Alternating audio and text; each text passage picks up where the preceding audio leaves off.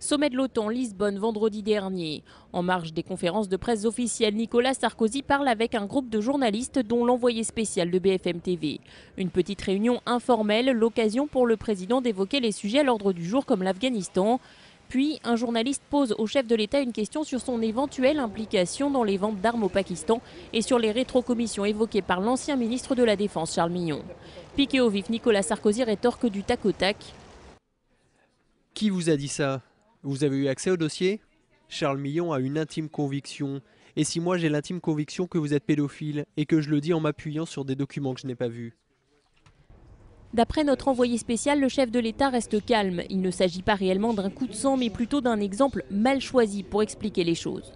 J'ai accompagné le président de la République tout au long de ses entretiens officiels. Cette fois-là, je n'y étais pas. Je voudrais simplement dire que le président de la République est soumis à une telle pression médiatique que de temps en temps, voilà, tout être humain est humain.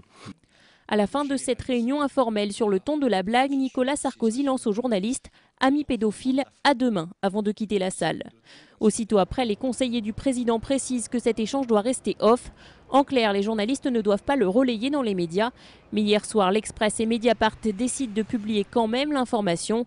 À l'Élysée, les proches du président démentent que Nicolas Sarkozy ait insulté un journaliste en le traitant de pédophile.